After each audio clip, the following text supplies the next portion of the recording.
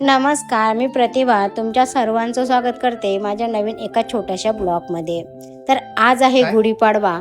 तर गुढीपाडव्याला मी गुढी कशा प्रकारे उभारते, कशा प्रकारे गुढीपाडवा साजरा करते, तर छोटासा व्हिडिओ मी बनवणार आहे. तर कृपया आपल्या व्हिडिओवरती कंटिन्यू राहा. चॅनलला सबस्क्राईब, लाईक आणि शेअर करा.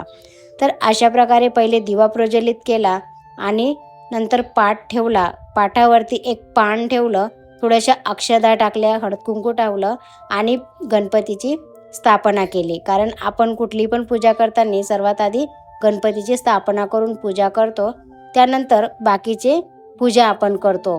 तर अशा प्रकारे पाट ठेवला आणि बाजूला गुढी उभारण्यासाठी एक मी बांबू घेतलेला आणि नवी साडी घेतली, ब्लाऊज पीस घेतलं, आंब्याचे पानं, कडुलिंबाची पानं, साखरेची गाठी, तसेच झेंडूच्या फुलांचा हार घेतलेला. तर अशा प्रकारे मी गुढी उभारण्यासाठी साहित्य घेतलं. तर पाटावरती थोडेसे तांदूळ टाकलेत.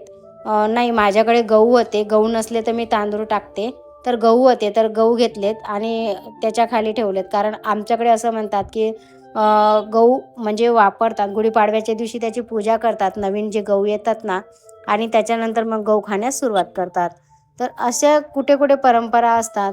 तर अशा प्रकारे बघा मी गुढी अशी व्यवस्थित सजवून घेतली आणि तांब्याचा लोटा घेतला आणि अशी सजवल्यानंतर मग बांबूमध्ये खूप छान वाटतं. सण म्हटला की आपल्याला एक वेगळाच आनंद असतो आपल्या चेहऱ्यावरती आणि उत्साह असतो. तर अशा प्रकारे गुढी उभारली बघा. खूप सुंदर अशी गुढी दिसत होती आणि तुम्ही बघू शकता. तर आमच्या इथं देवीच्या आरत्या पण लागतात. म्हणजे कुलदैवत असते दुर्गा देवी, तर त्याचे आम्हाला 21 दिवे आणि गोड पदार्थ म्हणजे एक म्हणजे रवा, गोड रवा बनवते. बिट्ट्या पण बनवतात, कोणी रोडगे बनवते. तर इकडे रोडगे बनवण्यासाठी साहित्य नसते, तर त्याच्यामुळे मग बिट्ट्या बनवतात आणि डाळ भात, त्याच्यावरती भातावरती दह्याचं बोनं असतं, असं म्हणजे नैवेद्य असतं देवीला. तर अशा प्रकारे बघा गुढीपाडवा मी साजरा केलेला आहे. तर माझं जेवण बनवायचं राहिलं. आज साखरेचा नैवेद्य मी दाखवलेला आहे. तर म्हटलं नैवेद्य जेव्हा आपण बनवतो मग गुढीला मी नैवेद्य दाखवते त्यानंतर. तर तुम्हाला हा व्हिडिओ कसा वाटला नक्कीच मला कमेंट करून सांगा. तर बघा अशा प्रकारे 21 दिवे बनवले, 6 मुठ्ठे बनवले आणि नैवेद्य बनवला, रवा आणि भाजी बनवली.